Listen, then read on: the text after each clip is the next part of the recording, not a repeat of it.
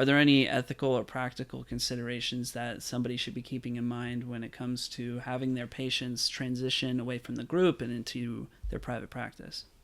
Yeah, great question. And this is another one that sometimes can be written into contracts that might say if you leave the group, you're not allowed to take your patients with you.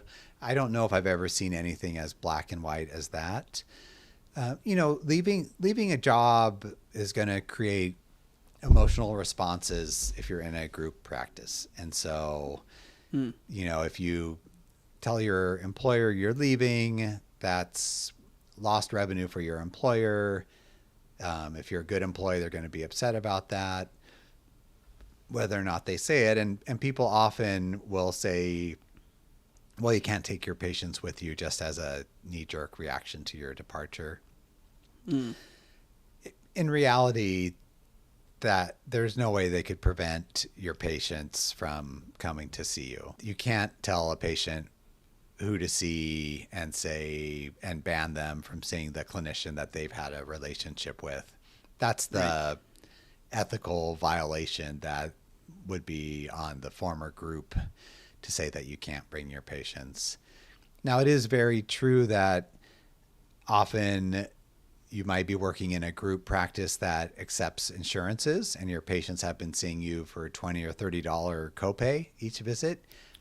Right. And then you're going off to a private practice where maybe it's going to be a cash practice, or, when you think you're going to negotiate with this company and get good rates, they offer you something unlivable. And then you kind of realize, it's going to take some fighting or time to actually get decent rates from this insurance. Letting everyone in this field, as much time as possible, to let your patients know that you're leaving a group practice. 90 days would be great. I think 30 days is good, and 15 days is kind of the minimum, barring you're leaving for some emergency reason.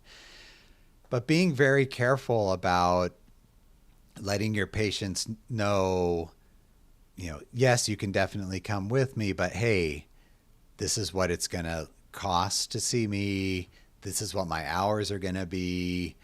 Maybe you're going to be working only half as much in your private practice because, you've realized, and I think we've maybe talked about this before, but the reality is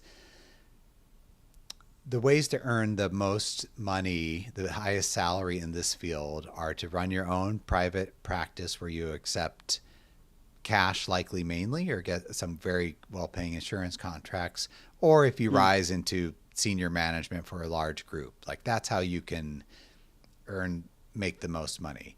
So if you're a therapist and you're jumping ship because you have 3 good friends who are making twice your salary with their practices, but you're going to be charging $200 per session, whereas your patients have been paying $30 per session from their copay, that's where there's the ethical concerns for the person leaving the group practice, to make sure that your patient is informed about what the costs will be and your availability to actually see them.